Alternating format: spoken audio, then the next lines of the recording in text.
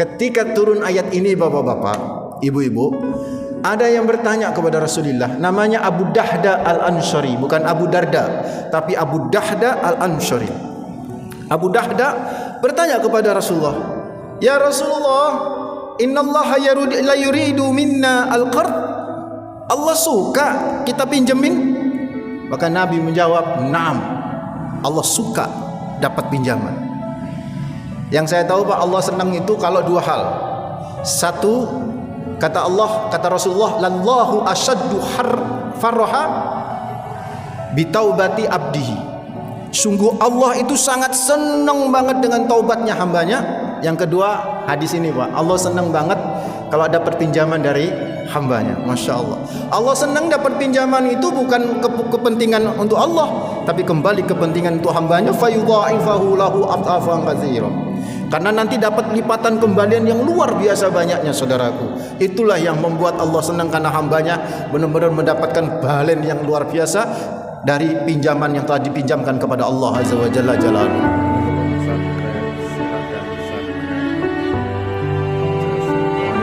Waalaikumsalam warahmatullahi wabarakatuh. Alhamdulillah, wassalatu wassalamu ala asrafil anbiya'i wal mursalin, Sayyidina wa habibina wa maulana Muhammadin wa ala alihi wa sahbihi wa man tabi'ahum bi ihsanin ila yaumiddin, amma ba'd. Ikhwataddin hafizakumullah, hadirin hadirat jamaah salat Isya dan insyaallah tarawih hafizakumullah yang insyaallah selalu dijaga sama Allah Rabbul Alamin. Alhamdulillah, pertama kita panjatkan rasa syukur yang mendalam, terus menerus kita haturkan hanya kepada Allah Rabbul Alamin, Tuhan semesta alam ini yang begitu banyak memberikan kenikmatannya kepada kita, yang begitu besar menurunkan karunia-Nya, yang kita tak sanggup berhitung dengan nikmatnya yang luar biasa yang Allah karuniakan kepada kita. Yang bisa kita lakukan terhadap nikmatnya adalah selalu bersyukur, minimal wujud syukur di setiap helaan nafas, tak lepas untuk selalu mengucapkan kalimat hamdalah alhamdulillah birabbil alamin.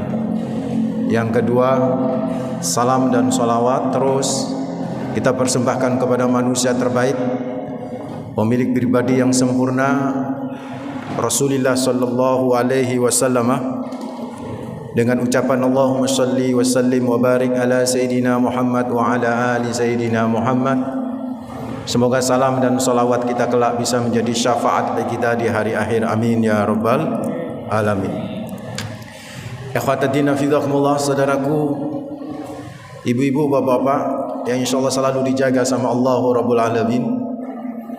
Allah berfirman dalam surat Al-Baqarah ayat 245, "Man dzalladzi yuqridullaha qardan hasanan fayudha'ifahu lahu adhafan katsirah wallahu yaqbidu wa yabsutu wa ilaihi turja'un."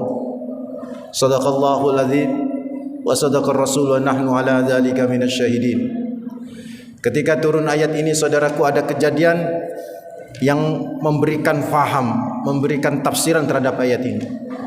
Kurang lebih terjemahan dari surat Al-Baqarah 245 adalah, "Man dzalladzi yuqridullaha qardan hasana." Siapa orang yang mau meminjamkan kepada Allah dengan pinjaman yang baik, fayudha'ifahu lahu adhafan katsirah, maka Allah akan memberikan kembalian dari pinjaman itu berlipat, Pak. Fayudha'ifahu, berlipat. Berlipat itu 100 menjadi 200, itu berlipat. 200 menjadi 400, itu berlipat. Dan itu masih sedikit, maka sama Allah ditambah adhafan katsira, dengan lipatan yang banyak, bisa berpuluh-puluh bahkan unlimited kembalian yang akan dikembalikan oleh Allah terhadap yang telah meminjamkan hartanya dengan lipatan yang luar biasa tidak terhingganya. Dan jangan takut miskin, Pak, Ibu, kalau mau meminjamkan kepada Allah. Kalau bapak-bapak meminjamkan kepada Ustadz Junedi, bisa jadi takut miskin, bisa jadi mungkin gak balik dan khawatir uangnya habis. Kalau bapak minjam kepada tetangga, yang apalagi tetangga itu susah untuk kembaliin duit, gampang njaluk untuk utangan tapi nek wayahe balik susah. Itu mungkin bapak takut uangnya berkurang, takut miskin. Tapi kalau mau minjamkan kepada Allah jangan takut miskin, Pak. Kenapa? Wallahu yaqbidu wa yabsutu wa ilaihi turja'un. Allah yang menjamin, Pak, rezeki seseorang itu. Allah yang menyempitkan rezeki seseorang itu. Wal bastu, dan Allah pula yang melapangkan rezeki seseorang itu. Wa ilaihi turja'un, dan semuanya dikembalikan kepada Allah azza wa jalla jalaluhu. Ketika turun ayat ini, bapak-bapak, ibu-ibu, ada yang bertanya kepada Rasulullah, namanya Abu Dahda Al-Ansari, bukan Abu Darda, tapi Abu Dahda Al-Ansari. Abu Dahda bertanya kepada Rasulullah, "Ya Rasulullah, innallaha la yuridu minna al-qard." Allah suka kita pinjemin? Maka Nabi menjawab, "Naam." Allah suka dapat pinjaman. Yang saya tahu, Pak, Allah senang itu kalau dua hal. Satu, kata Allah, kata Rasulullah, "Lallahu asyaddu farha bitaubati abdihi." Sungguh Allah itu sangat senang banget dengan taubatnya hambanya. Yang kedua, hadis ini, Pak, Allah senang banget kalau dapat pinjaman dari hambanya. Masya Allah. Allah senang dapat pinjaman itu bukan kepentingan untuk Allah, tapi kembali kepentingan untuk hambanya. Fayudha'ifahu lahu adhafan katsira. Karena nanti dapat lipatan kembalian yang luar biasa banyaknya, saudaraku. Itulah yang membuat Allah senang, karena hambanya benar-benar mendapatkan balen yang luar biasa dari pinjaman yang telah dipinjamkan kepada Allah azza wa jalla jalaluhu. Ketika sahabat ini Abu Dahda berkata, "Ya Rasulullah, innallaha la yuridu minna al-qard." Apakah Allah senang mendapatkan pinjaman dari kita? Nabi menjawab, "Nah, Allah senang mendapatkan pinjaman dari kita." Maka kemudian dengan sikap responsif, Bapak, Masya Allah, Abu Dahda Al-Ansari ini langsung menyatakan, Arini yadaka ya Rasulullah, ulurkan tanganmu ya Rasulullah. Fanawalahu yadahu, maka Rasul mengulurkan tangannya di hadapan dia. Maka kemudian Abu Dahda berkata, "Fa inni qad aqratu rabbi haiti." Ya Rasulullah, sesungguhnya aku mau meminjamkan kebunku ini kepada Allah azza wa jalla. Dan kata Ibnu Mas'ud yang meriwayatkan hadis ini, bapak-bapak, ibu-ibu, fihi situmi'ah nakhlatin. Di dalam kebun tersebut ada 600 pohon kurma. Dan di dalam kebun itu juga ada rumah pavilion yang rumah itu ditempati oleh istrinya. Maka ketika kebun ini dipinjamkan kepada Allah lewat Rasulullah Muhammad sallallahu alaihi wasallam, maka bergegaslah kemudian Abu Dahda Al-Ansari itu keluar, Pak, dari majelisnya Nabi, dan dia pergi ke kebunnya dan dia berkata kepada istrinya, akhriji. Keluar kamu, nak. Keluar kamu, wahai istriku. Karena kebun ini sudah aku pinjamkan kepada Allah azza wa jalla jalaluhu. Bapak-bapak, ibu-ibu hafizakumullah, luas kebun itu kalau di Mekah itu satu pohon kurma dengan pohon kurma yang lain itu selisihnya itu 5 meter. Jadi kalau ada 600 pohon kurma, ya 20 kali 30, 20 kali 5 meter sudah 100, 30 kali 5 meter sudah 150 meter. Jadi 100 kali 150 meter itu setara dengan 1,5 hektar, saudaraku. Dan itu luas banget untuk kebun yang dia dipinjamkan kepada Allah azza wa jalla. Dan dari hadis ini pula, saudaraku, makna pinjaman itu akhirnya terkuaklah bahwa Allah itu senang dengan pinjaman. Itu maksudnya Allah senang dengan sedekah kita.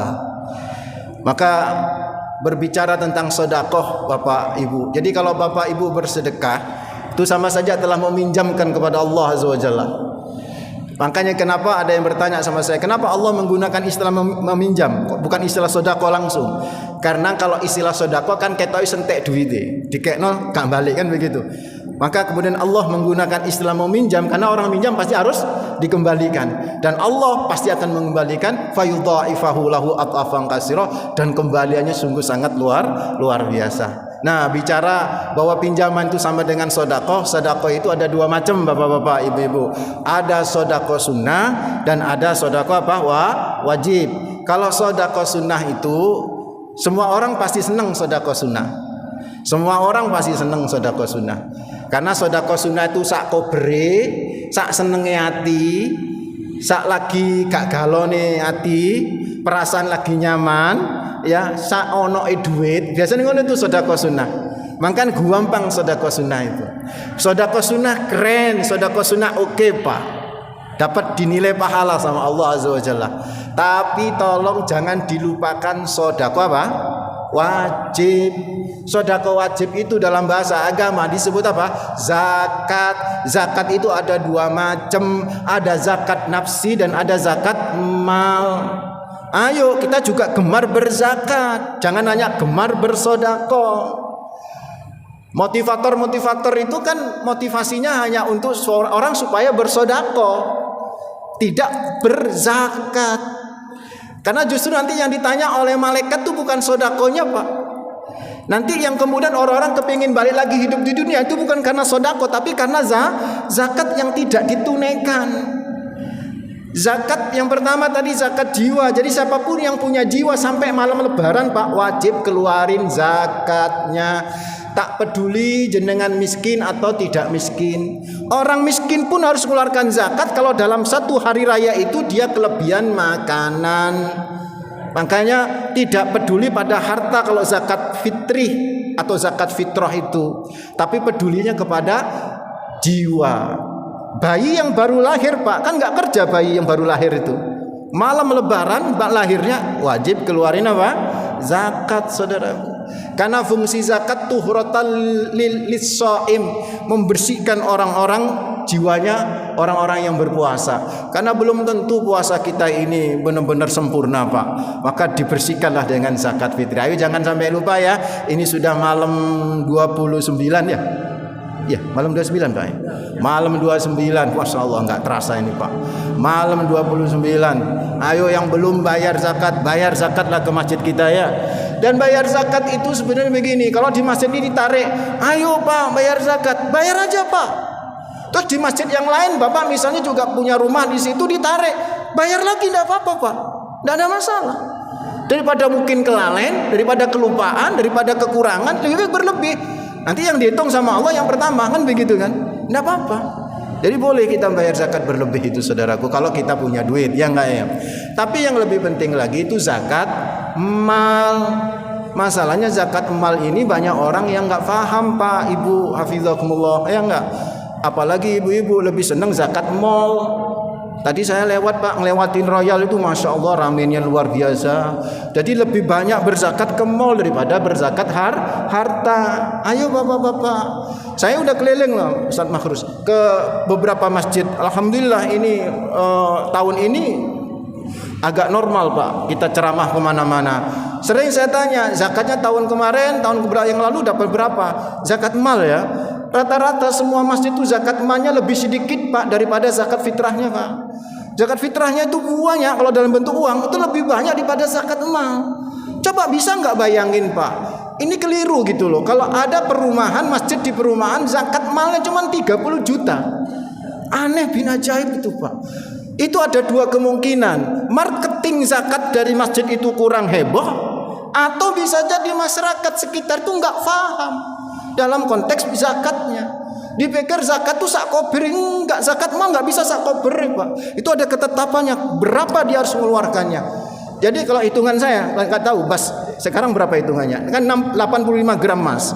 85 gram emas antam itu 800.000.